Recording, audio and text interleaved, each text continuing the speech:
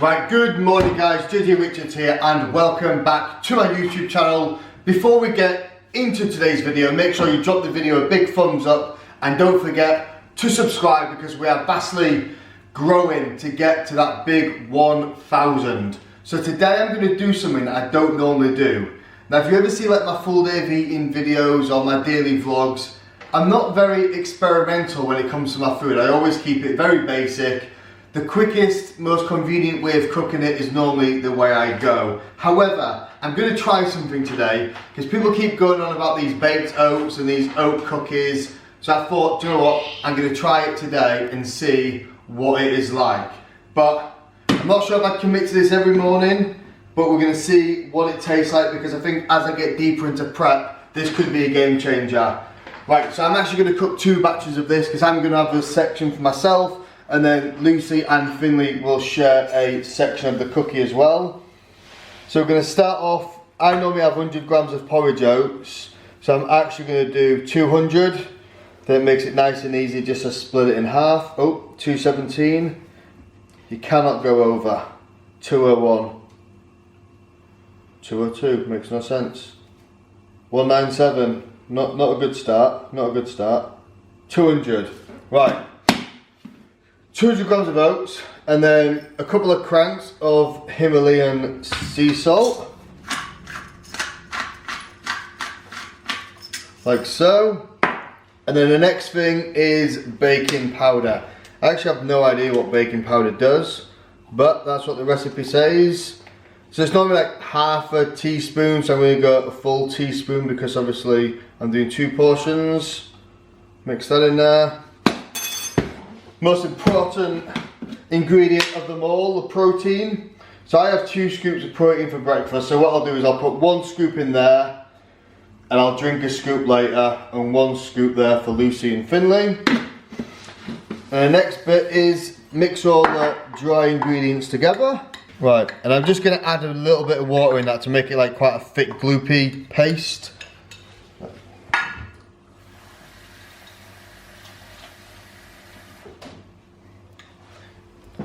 So I'm kind of just going to keep adding a little bit at a time because I don't want to make it too watery. But I think I might have nailed that.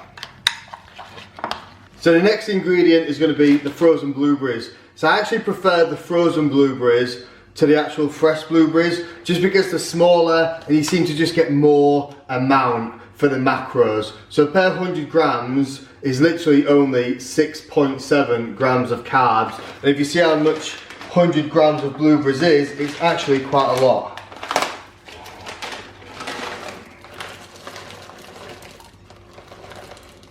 So you see that, that's like 100 grams of blueberries, so you get quite a decent amount, whereas if it was the fresh ones, you wouldn't get nowhere near as much.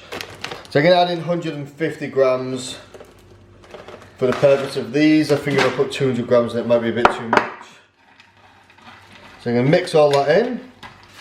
Right, so what I'm going to use, I always use this fry light, so I've gone for the butter flavour. So I find whenever it comes to baking, butter flavour always tastes better. All those calories from spray. It's okay guys. Right, and now I believe I've just got to dump this onto the tray.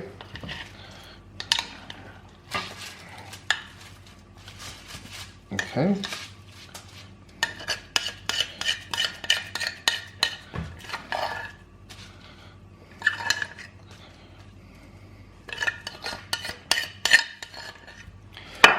Just going to spread that out a little bit.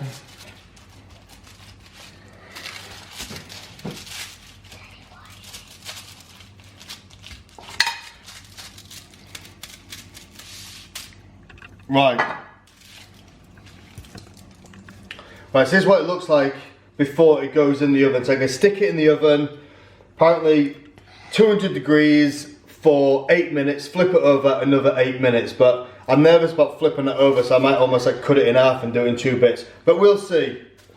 Right, so how are we flipping it? So, spray this. Yeah. Yeah. And put that on there like that. Yeah. Ah, so that's gonna be hot. Ah, you're so clever. This is why you need a wife in your life. Look at that. I would have never thought of that. I would have just ruined it. Right, so my first thoughts is, it doesn't actually give you much volume of food. So normally when I'm dieting, I like to cook my porridge and cook it and cook it and cook it so it expands. So I don't feel like this is something I would do getting closer to the show because it's quite a small amount of food. Right, Finny, you gonna try it? Yeah. Go on then.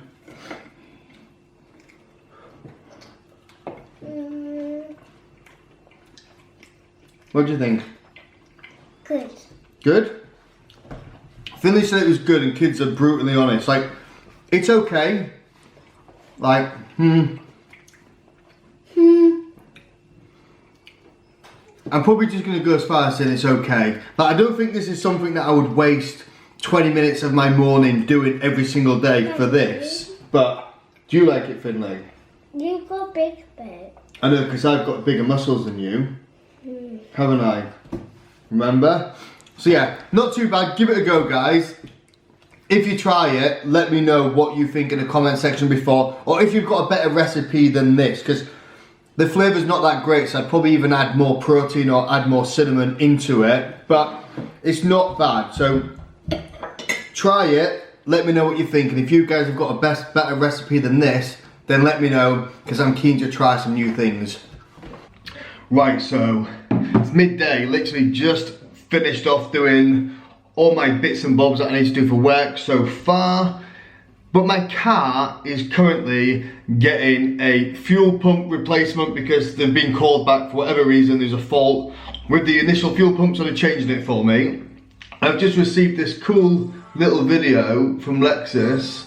So they actually do like a little health check on your car.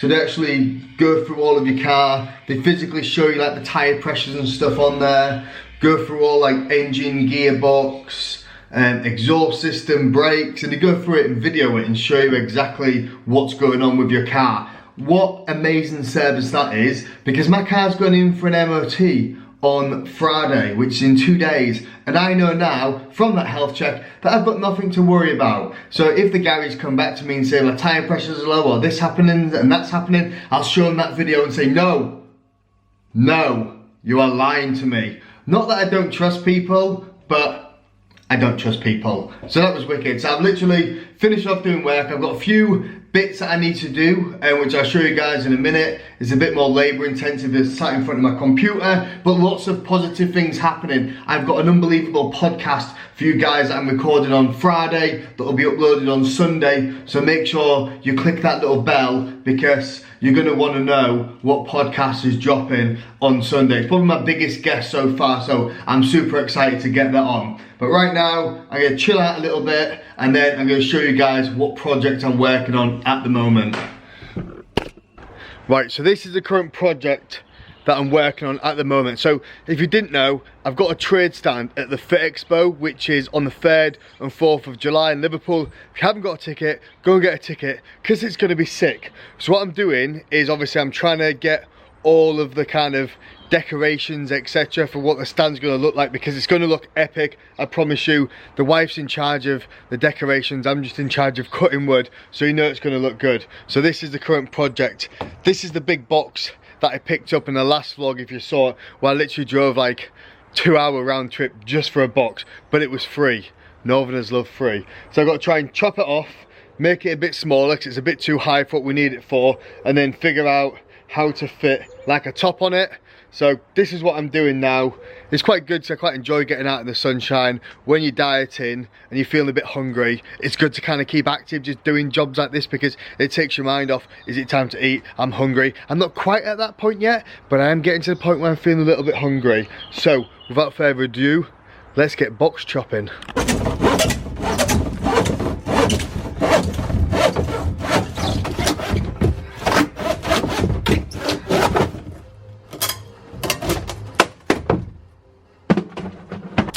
Right, so there you go, there is the box update. So it's pretty much done now. All I need to do is put a top on it. So I need to go B&Q, get them to cut one to size. So basically what it's going to be a little countertop. So what I'm going to do is I'm going to put a top on it, have like the iPad and things on the top, use it as a bit of a display, and then inside here I'm going to put a door on it, get some storage shelves in there, so we've got some storage, multi-purpose. Right, so it's been a busy day. working, box building, and also I'm without a car tomorrow as well, because when Lexus were fitting the new pump, for whatever reason the engine warning light has come on, so they've got to do it all again. So that means I have no car tomorrow, so I've got to walk the kids to and from school, but never mind. Right, now it comes to the best part of the day, because I'm literally just going to get some pre-Vulcans out in, and then I'm going to do some Vulcans out. So shoulders today.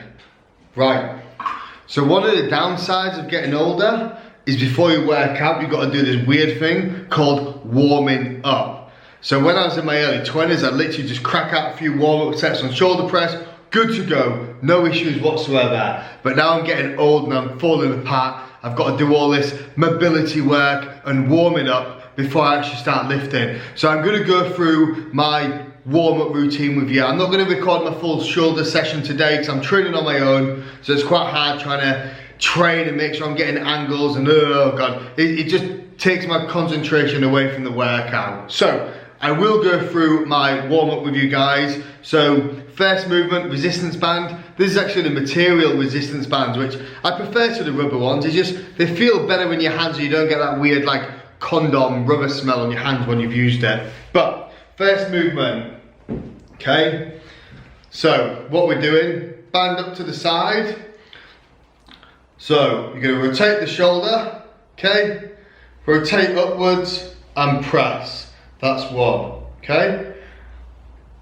So this is really nice for getting the rotator cuffs activated and just warming up the shoulder with a little bit of resistance. So I just do 10 per side. Right, second movement is like shoulder dislocation, but again, my shoulder flexibility is not great, so I need to do it with a band. You see some people that can do it with like a broomstick. I have no idea how they do that. So, nice wide grip on the band.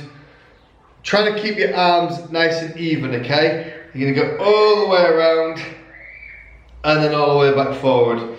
So as you can see, as I go up, I have to really open my arms up to be able to get it into that position, because my shoulder flexibility is not very good.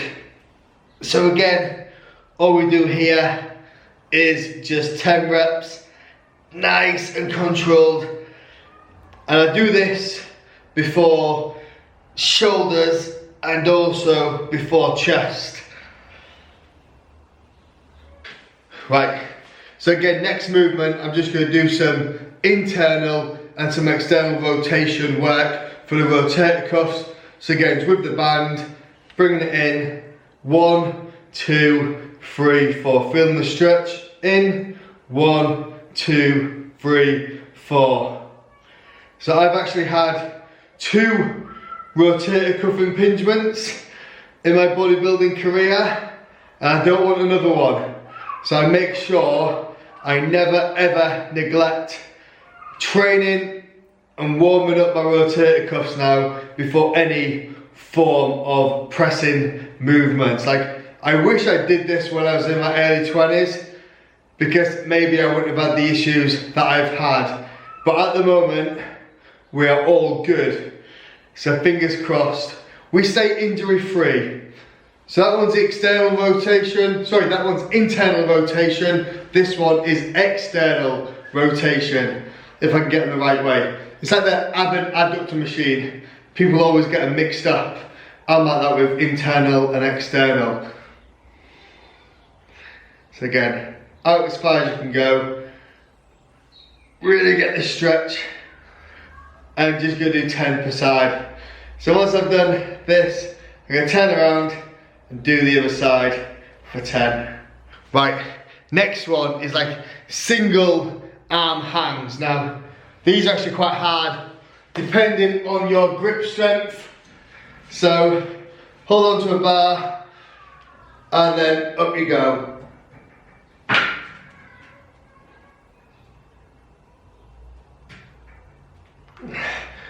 I try and hold it for at least 10 seconds if I can. My right arm's a lot stronger than my left arm at this.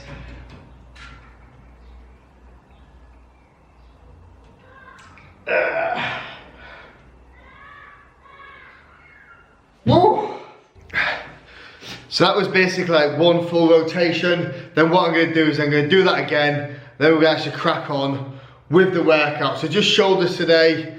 I'll do a little bit of carve at the end, and that's it for the workout today. So that's a little bit in regards to like my shoulder health and shoulder mobility. Don't neglect it. Like, it's boring as hell to do. I do not enjoy it at all. But it's just one of those things that it's boring, but the long-term benefits are massive. So make sure you focus on your shoulder health, and I'm gonna work out, and I'll see you guys after for the post-workout meal. Those are cheap. This is my beautiful daughter Harriet. Say hello. Hi, I'm on the call, JJ. Okay, you won't often see her in the vlogs because she literally can't spend longer than 5 minutes out of her bedroom off her phone. See? That's all I'll see of her all day. Right, so workout done.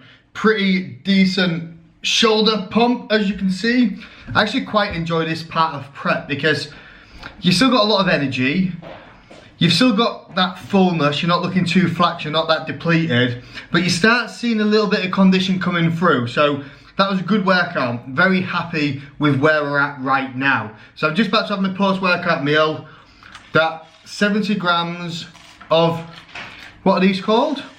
Honey Loops, and 50 grams of beautiful whey protein. That cinnamon donut protein is just next level. So I'm gonna eat this because I am actually really hungry. Appetite at the moment is crazy, and I'm gonna catch up with you guys.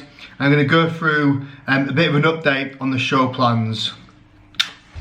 Right, morning guys. So I've literally gone back to the good old fashioned porridge oats with water and protein, done in the microwave, done in 2 minutes, and it tastes delicious. So I mentioned I'm going to talk a little bit about like my plans for shows. I know I keep talking about this every single video and you're probably bored of hearing it, but at the moment my plan is to do the Compact Classic show, which is the FitX, and that's on the 5th of June, so I'm like 10.5 weeks out, so it'll be 10 weeks this weekend. However, looking at the rules for the Classic class, I would have to be 87 kilos. So it basically works out that it's your height in centimeters, so I'm 177 centimeters, minus 100 plus 10, which would mean I would be 87 kilos on stage. Bearing in mind, last year, my condition was very, very good. You can always be a little bit tighter, but I was like 91 kilos. So I think I may struggle to get down to the weight for that class. But that's not gonna stop me. I'm gonna still keep trying, but I'm gonna keep monitoring my physique each week. And I want to ensure that I'm not just trying to get to a weight and risk losing the muscle tissue that I so desperately need to keep in order to get to that weight class.